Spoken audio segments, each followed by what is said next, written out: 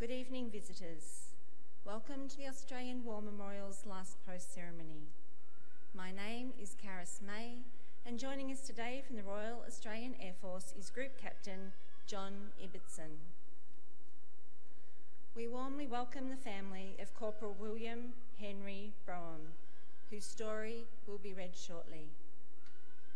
We welcome the veterans who have served, those that are still serving, and the families that support them.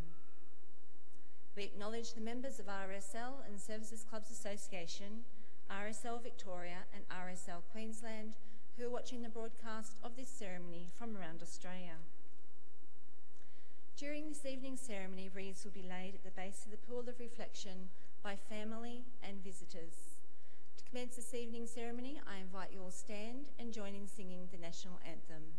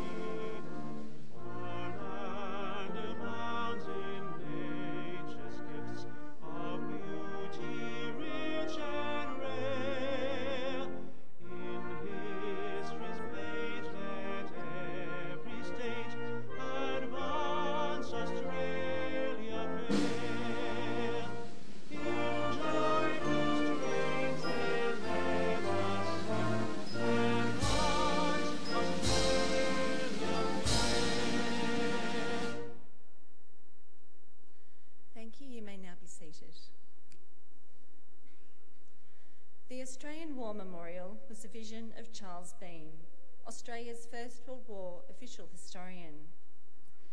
Bain landed with the Australian troops on Gallipoli and stayed with them at the front through to the end of the war. The idea of this national memorial and museum came to him at Pozières, France, in the depths of the bloody fighting of 1916. Bain's idea was that this would be a place where families and friends could mourn loved ones buried in faraway places.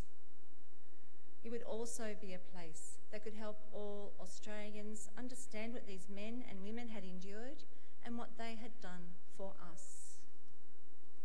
Bain's vision, to which we remain true, is best expressed as inscribed at the entrance to the memorial's galleries.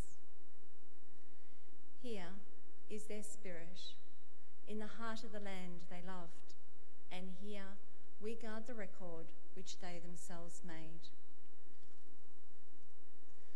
Tonight, we will read the story behind just one of those on the Roll of Honour, which lists the names of more than 102,000 men and women who have given their lives for us in war and operations for over more than a century.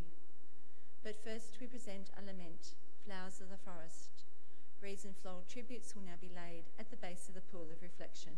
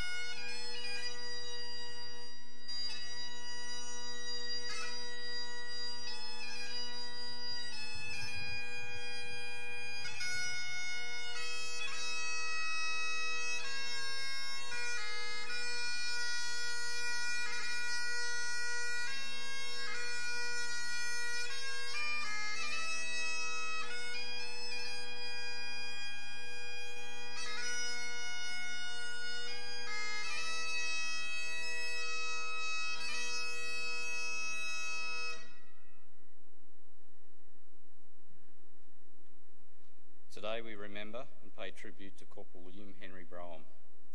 Fondly known as Billy, William Brougham was born in Childers, Queensland in October 1887, one of 7 children born to Edward and Ellen Brougham. Braham's parents had a tumultuous relationship, as Edward's violence towards Helen forced her out of the house on occasion. In 1904, Edward left the family and appears to have had little else to do with his children. William was educated at the Apple Tree Creek School before going on to become a motor mechanic. He was a popular figure in Bundaberg and the ISIS district of Queensland.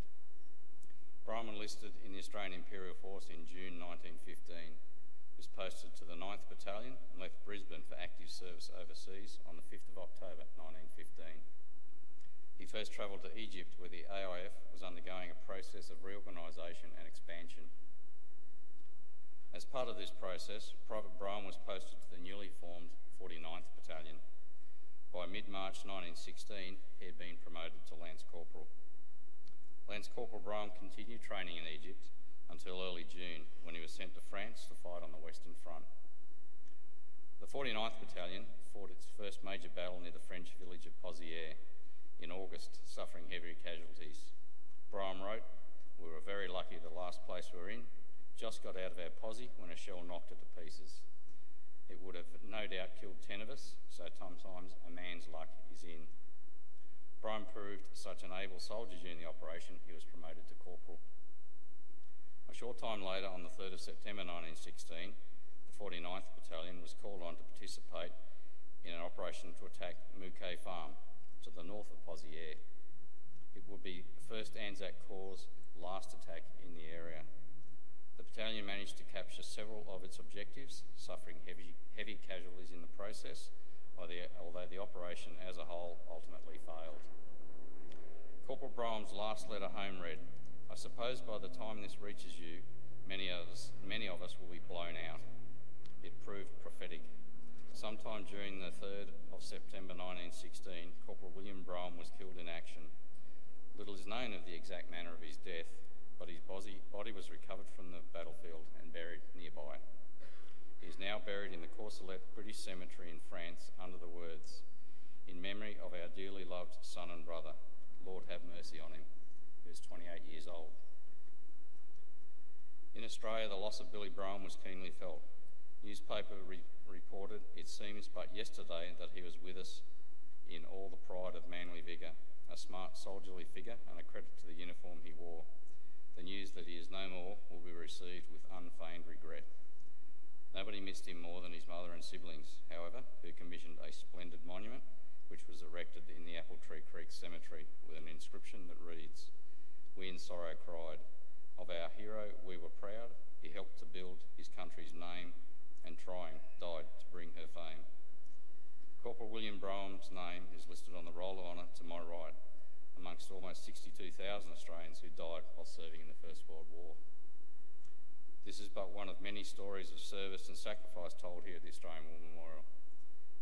We now remember Corporal William Henry Brougham, who gave his life for us, for our freedoms, and in the hope of a better world.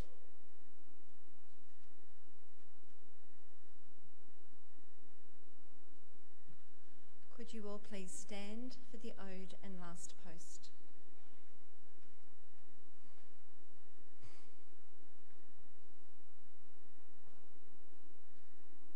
Age shall not weary them, nor the years condemn.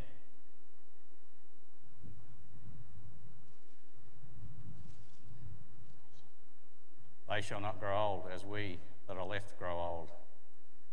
At the going down of the sun and in the morning, we will remember them.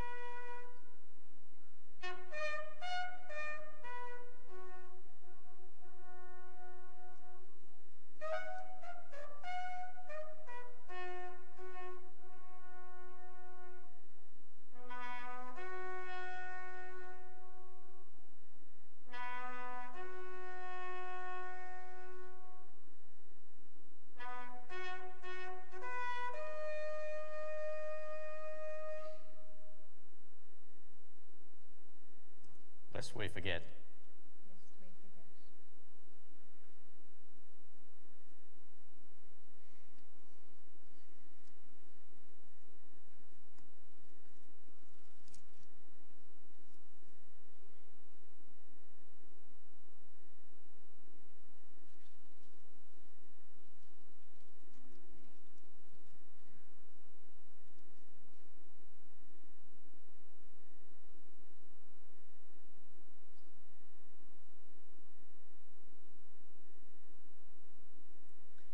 We leave you this evening with the words of the memorial's founder, Charles Bain.